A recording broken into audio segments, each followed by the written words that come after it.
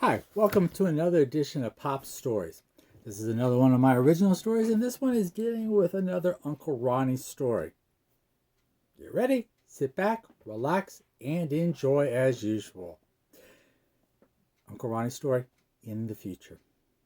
Uncle Ronnie started just as soon as he sat down by the fire. Here's another story I came across in my travels. It goes something like this. I was breathing hard. I just run several blocks. I hated to run for no reason, but I had a reason this time. A dead man was always a reason. Add to it a suspected conspiracy, and bam! I had a full dance card of questions. It started the other night when someone opened a shipping container. Inside, there was not the expected food favored by the rich and famous zombies and members of the Bigfoot Union.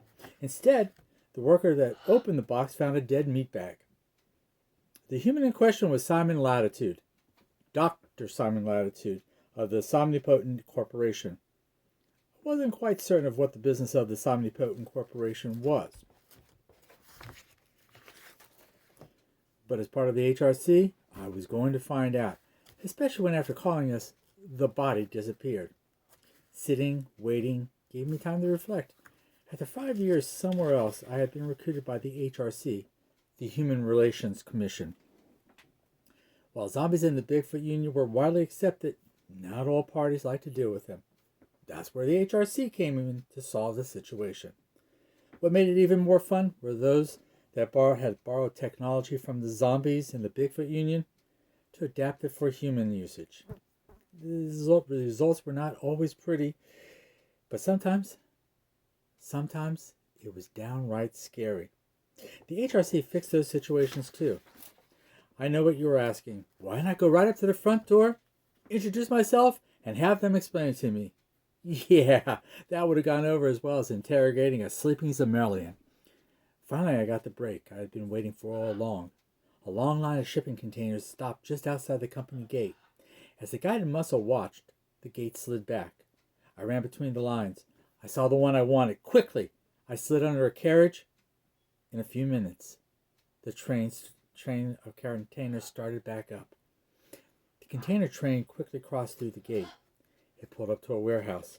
Several large Sasquatch, even large by their standards, waited to unload the car. There was a human supervising the whole operation. He was issuing orders faster than a waitress at an old-style diner. It did not take long to have the material unloaded and sent on to its various storage destinations. One crate was the exception. Take that to Dr. Beljump's office, said the supervisor. They've been waiting for that shipment for 2 weeks. We can't make money without it. So if you break it, you will be the next one to start as part of the experiment. And we all know what that means. Ha ha ha ha ha. He laughed and shook his head as he walked away. The Sasquatch workers all gave an impolite gesture after that comment. I made it up the stairs and into the shadows. I followed the crate. They always told me to follow the money. The crate went through several doors, down several hallways, before reaching its destination. The crate was pushed through the final door. The door was slow to close. That allowed me to slide in just before it finally closed. The worker took the crate towards the front. The room was filled with all kinds of shelves and scientific equipment. I moved slowly from one set of shelving to the next until I came to the front of the room. A large chamber with a lot of wires and hoses was located at the front of the room. As I tried to get a better view of the chamber, Dr. Beljump issued an invitation for someone to escort me forward. The kindly Sasquatch employee carried me forward into several sets of shelving. He had good aim as my body did not miss one line of shelving. For that matter, my body did not miss any tables, chairs, or benches that were between the shelves. What's more, the kindly Sasquatch was nice enough to remove my coat and credentials. The help was truly amazing. I thought as I noticed all of the bruised body parts. His kindness continued as he gave my credentials to Dr. Belchump. The good doctor was busy looking at my credentials as the Sasquatch stood over me. So, the HRC is interested in my work. Here Dr. Belgium shook his head. Well, I guess it would happen sooner or later. He turned to look at me. I should point out that from the moment you crossed onto Somnipotent property, you were under surveillance. he said as he smiled. He gave commentary as he played the security feed. I liked this part, where you pop out from under the train. Oh, and here we have you moving quietly up the steps. I was surprised no one heard you. Dr. Belljump paused for a moment. There should be theme music at this point. He waved his hand and he went on with the video. Here we have you sneaking into my lab. Oh, and here we have you treated like a kid carrying a doll. Dr. Belljump grimaced. Ooh, those last three looked like they hurt. And now we're up to date. With that, Dr. Belljump motioned for the Sasquatch to place me into the chamber. Since this will be the last thing you will hear, let me tell you a story. Here he pulled a chair up to the side of the chamber. With a little bit of help from the Sasquatch scientific community, we figured out the chemicals involved in the memory process and how to extract and reconstitute memory so that a viable image or sound could be created. Once we did that, every moment became retainable. The trick was to do it within a period so as not to lose the memory. The process allowed for a memory backup while alive. He paused as he laughed. No lost memories. Literally, you would have your memories to look at any time for a small fee. Of course, since we had to adapt from the Sasquatch model to human model, we had to do some field work to get it right. Here he gestured with his hand. We went in search of willing volunteers. We experimented on the homeless, on prisoners, etc. We had to learn the limitations of the process. We discovered at one point of the process it could kill someone if not stopped before it went on for too long. After perfecting the process, we realized we were sitting on a gold mine. We would be able to charge a storage fee for those old memories. A lot of people came in to have that process in order to remember and to free up space, just like on a hard drive. He looked at me. Did you ever wonder why some people seem to age so well? Most of the time we say it is their good luck to be born beautiful, wealthy, and powerful. And you would be right. It is their wealth and power that lets them enjoy our services. Did you ever hear of the people in these circles having dementia, cancer, or other things? No. They come in here, download those old memories, they end up with a brand of youth. The mind is the fountain of youth. If you can still think about things, you have it all. Those old memories conveniently stored and intact when needed. The influx of the memories rejuvenated our clients. The new must-have gadget of the rich, the beautiful, and the powerful.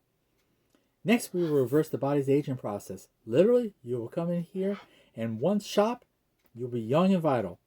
You will be able to live forever, the dream of all, achievable only by the rich and powerful. And if we make a profit, here he simply smiled. Naturally, he began again. Memories have a compelling story. We had to make certain the memories were properly preserved. Here he paused for a moment so he was explained. He started again. You have to understand. The memories can be seen as text and as video clips, similar to dream sequences. After listening to the memories of the rich and famous, one director became greedy. After all, these were the memories of famous people whose secrets were revealed. He tried to blackmail the rich families. Over time, he became increasingly greedy. After a while, they contacted members of the board. The board decided on a course of action. As a result of their direction, his body, as you know, was found in a shipping container. The doctor paused as he shifted his chair as he took a drink. Obviously, we knew we had to take action to assure our clients' anonymity and protection. Having said all that, it brings us to your experimental contribution to the scientific process. He stopped as he threw some switches. Soon we will see what you have to tell us, Dr. Belljump said. Oh, it is natural to feel that way, responded Dr. Belljump to the image being displayed. Good. Now we're moving to loved ones. Well, don't worry about missing that date. After all, you can always blame me, said Dr. Belljump as he laughed. I see you had a lot of lonely nights. And I see how you spent them. Now, let's move back to childhood. Dr. Belljump fell over.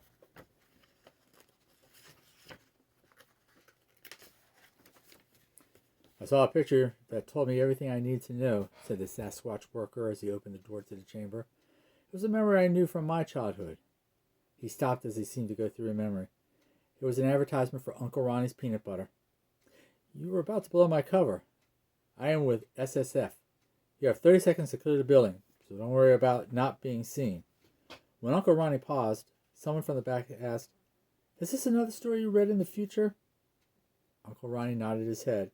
It was found on a tattered piece of paper discovered at the scene of an explosion outside of Atlantis. It had been written by my great-great-grand-nephew. No one was certain how old it was. With that, he went to check on his grill.